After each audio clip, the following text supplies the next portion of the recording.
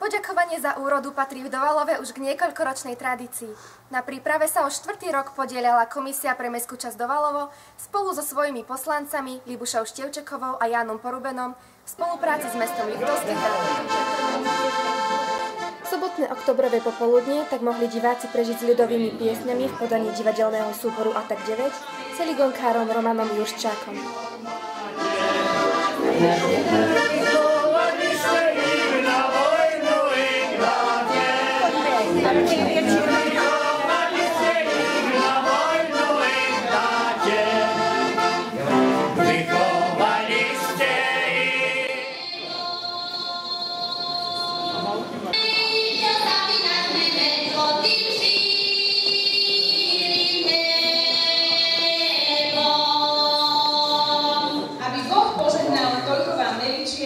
Koľko v tomto venci všetkých jezerničiek.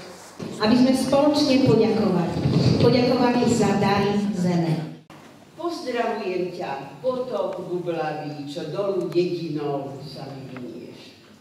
Vy ste tí, ktorí tých rokov máte viac a odovzdali ste napríklad aj tú skúsenosť pri obrávaní pôdy, z ktorej príležitosti sme sa tu nastretli.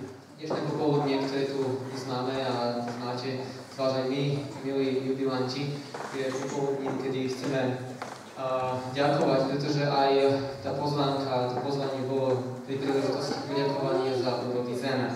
Ich skúsenosti sú pre nás mladých veľmi dôležité.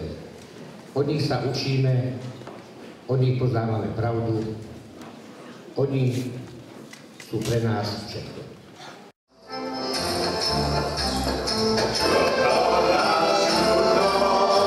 Naši dôchodcovia prispeli nielen do kultúrneho programu svojim tancom a krátkou scénkou, ale postarali sa aj o výstavu úrody z našich polí a záhrad. Deti materskej školy v Dovalove potešili srdiečka rodičov a starých rodičov a divadelný súbor Atak 9 reprizoval ľudovú hru Ferka Urbánka Rozmarín v réžii Libuši Štievčekovej.